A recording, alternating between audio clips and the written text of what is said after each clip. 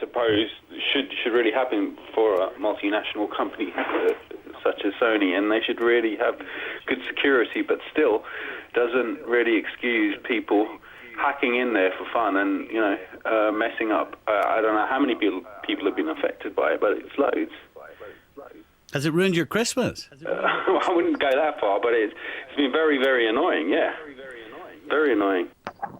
Well, let's hear from Member 1 and Member 2. They claim to be from Lizard Squad, the group who claim to be behind this hack.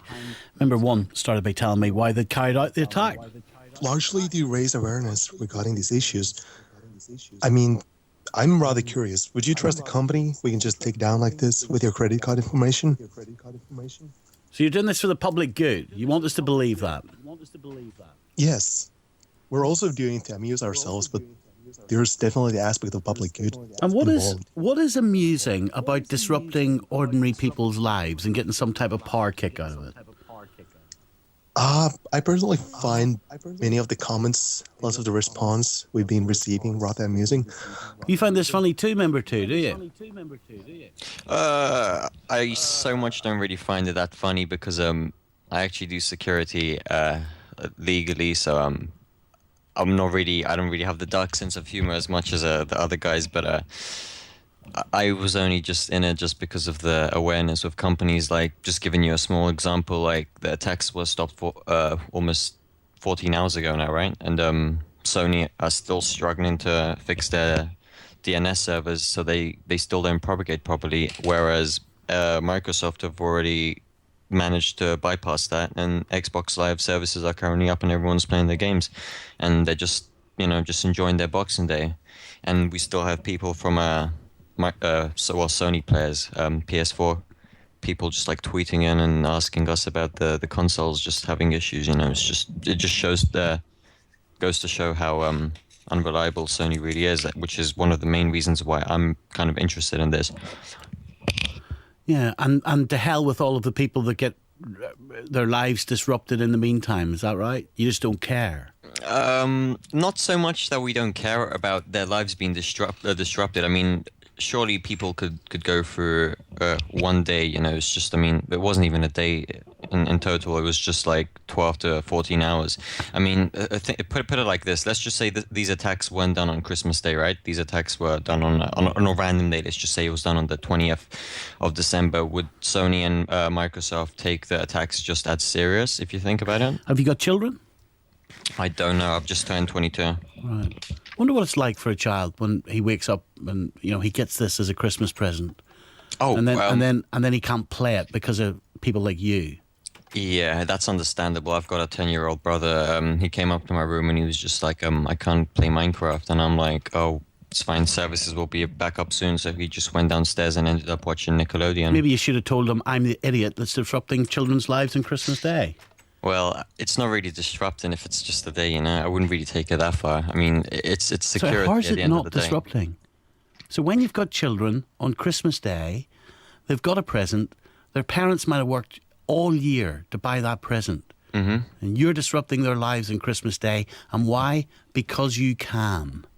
Right, exactly. Just because we can. But not only that, but put it like this: is Christmas really about children playing their new consoles or playing with their new toys, or is it about them spending time with their family and celebrating Christmas? I think everyone's just taking it completely out of the ordinary, whereas people are saying, oh, I've spent this amount on a console which is useless and it doesn't work, and that it's not about kids playing their games or going out and stuff. It's about spending time with their families. So now you, a 22-year-old who's barely lived, with no children, no family, in terms of children around you, now you're deciding how people should live their lives on Christmas Day. Now you're deciding what's important to them on Christmas Day. That's just my opinion. It's not a fact. It's just my opinion. Yeah, but you're enforcing your opinion on others, aren't you? That's what you're doing. Well, it happened, so we can't go back now. It wasn't really, we weren't going to go back in the first place. It was just something that was planned, really. Why did you choose Sony and Microsoft? Specific reasons. One of the biggest multi-billion, just such a huge company, Microsoft, can prevent such an attack, you know? Like, would you not think that they should be able to prevent such an attack? Like, I mean, think about all the NOC technicians that they have running their servers and DNS servers and everything, you know, protecting their network security, and all of a sudden, they were told that this would come on Christmas Day. They saw it. They just let it go over their heads, and they still couldn't protect themselves against a couple of, as you say, people that have barely lived with not much experience, right? Of living, and they couldn't protect themselves against people like us. Well, you said you work in security, so have you got a lot of training? Just how sophisticated a hacker are you? I wouldn't really call myself a top grade hacker. I know people that are way better than me, but I think I know my stuff. So I think it's fair to say that I do know some of my stuff, and this just proves it, right? So it doesn't take a degree of sophistication to do this. Well, an ordinary hacker that wants to disrupt children's lives on Christmas Day could do this, could they? If they put their minds to it, whereas with me, where friends of mine, they used to go out clubbing, party, and I really didn't enjoy that. I did do it for a bit. I found it dull, so I decided to just sit at home and learn more skills of my own. You know, it's helped me along the way. So maybe this isn't something that most people enjoy and think that it was a good decision, but to us, I think it was just something that we've just decided upon. So yeah, it happened. When you say it happened, will you do this again? That's really hard to say because I'll be honest with you, it was completely unplanned. This whole thing that just happened, it was less than a 2-week plan. Like it literally took a couple of days to just plan out. Like that's how easy it was. How many people are there in your group, Lizard Squad? There's no more than 10. And who controls the group? Like who decides if it happens or not? Is there a king lizard? No, there isn't. No, I'm afraid there isn't a king lizard. It's just where we're just it's someone decides or comes up with an idea, and if everyone likes it, we just go ahead with it. It is pretty remarkable, actually, that that someone like you and a handful of other teenagers, 20-year-olds, can disrupt the company to this extent. I'll give you that. And yet you're trying to tell me that you do this for moral reasons, right? This specifically wasn't for a moral reason. This was the first time that I've done anything like grey hat wise. I'm usually more of the white hat security type of person where I try and tend to help people out. But I just decided to get in on this. You know, I mean, I really don't feel that I shouldn't have. But so you don't feel any sense of shame? In all honesty, if I did, I would have probably apologized by now, but no, I don't. You see, some people might question your morality. Some people might question the type of 22-year-old little hacker that you are. Because Twitter reports say that the owner of Mega Upload, Kim.com, offered your squad 3,000 lifetime encrypted vouchers to stop the hacking, which you accepted. Yeah. We did, yeah. Right. So it was nothing really to do with exposing a company for the greater good. You took the money and you ran, didn't you, like a petty criminal? Well, we didn't really expect money from it in the first place. If we really cared about money, we could have used the Twitter accounts that we generated over 50,000 followers within 24 to 48 hours. We could have used that for monetization, you know. We could have easily linked out a couple of, sent out a couple of linked profiles or whatever that could literally, like, each click gain us 3 to 6 cents, depending per country. France, for example. Why did you take the vouchers then? It was just an offer, you know. We were really, it's hard to say. It was just a one-time thing. It's $300,000 worth of vouchers. Dirty, grubby, greed. Well, that's what happens. I'm afraid that's what it is like in the security business. Many children's lives do you think you disrupted for your greed? God, well, we have been called the Grinches of 2014, so God, I wouldn't even be able to even go, think of a number. I think it's just millions. Millions, like quite a few of them, like your little 10-year-old brother. Yeah, but I don't think that makes you a man, doesn't it? Makes you a real man. You must feel powerful. disrupting 10-year-olds? It really depends. I don't know. I don't really have an opinion on that. You feel strong, do you? No, you don't feel strong by doing this. You just you feel that you have the power to do something, and maybe the company could actually change for the better. But obviously Sony still hasn't. A lot of people out there might criticise us, the BBC, for giving you this interview, because I guess they will say that we're giving you the publicity that your group wants.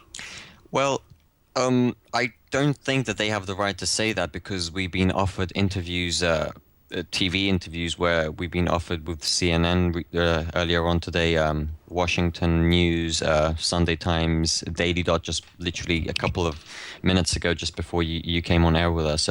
They just published an article which is really huge. I'm pretty sure you know them. So we're not really getting any publicity that we don't already have, if that makes sense. So they don't have any right to be blaming you guys for anything, to be honest. What would make you stop this? It's already been stopped right now. What would make you stop doing it again? Like, what are you actually trying to achieve? What's the end game here?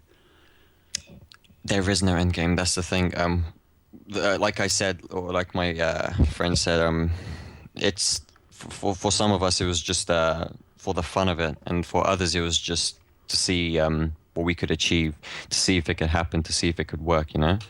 So. It really depends, and it's random. I'm sorry to go back to this again, but I will, because I'm an ordinary guy, and I guess that I expect ordinary people to respond the same as I do.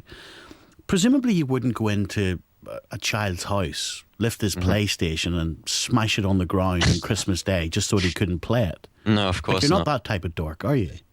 No, that's just horribly sick. And yet you've done the equivalent.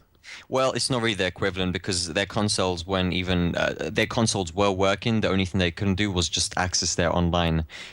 They still have access to it right now, and they had access to it after the attack stopped. It really depended on the DNS servers, and most people are still on right now. I mean, those kids.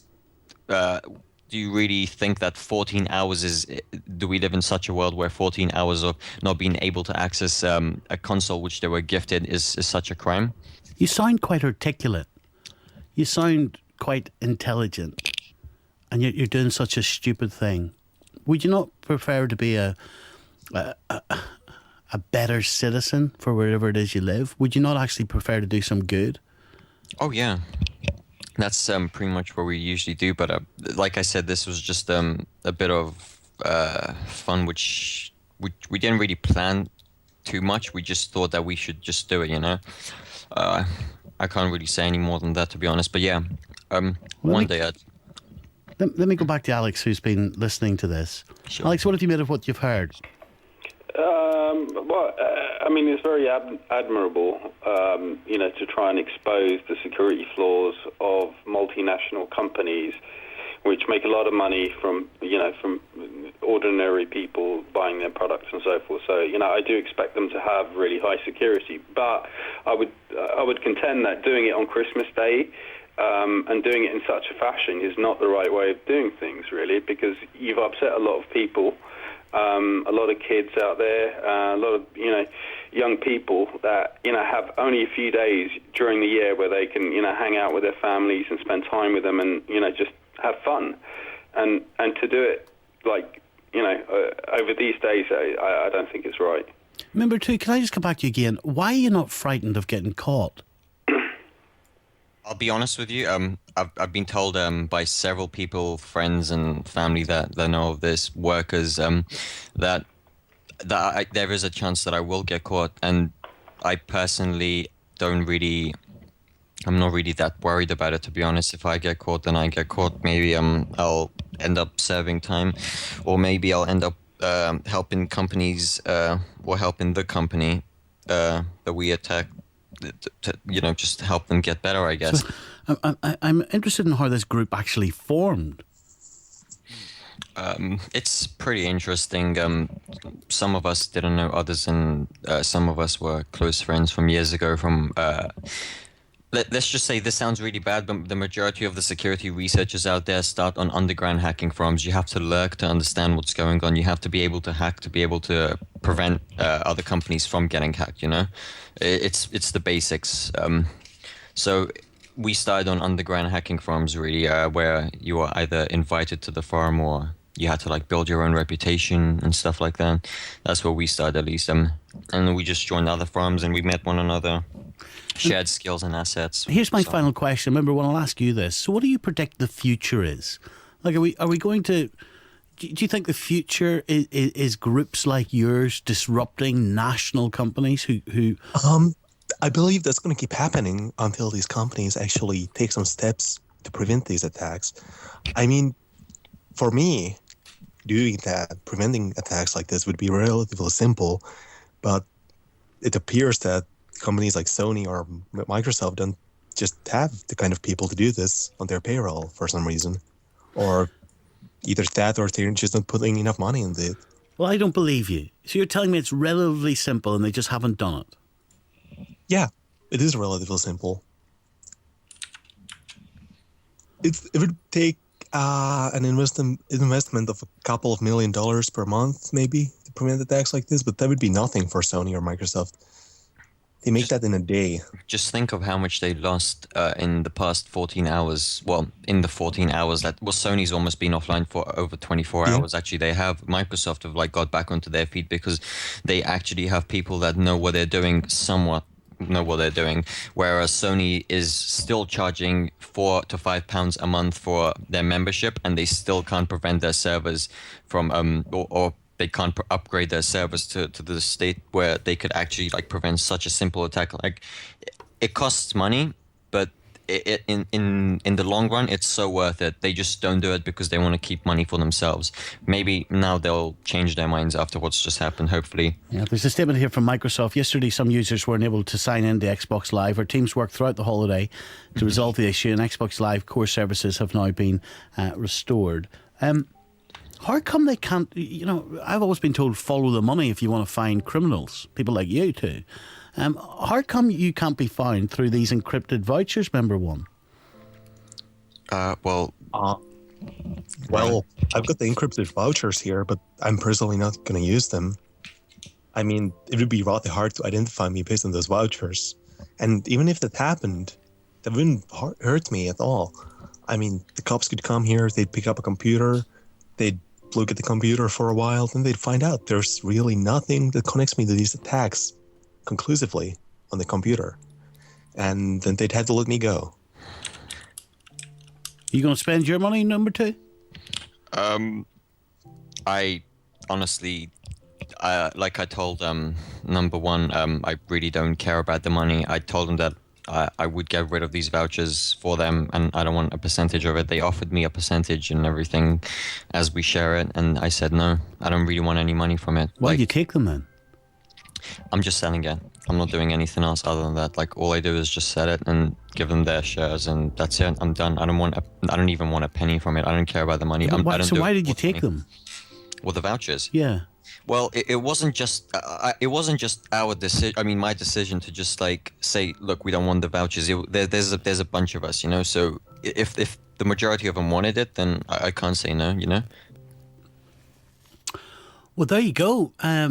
Interesting conversation. Some of you will support what that group are doing. Some of you won't. Here's the number: 0500 909 693. We'll get the news now. It's 11:30.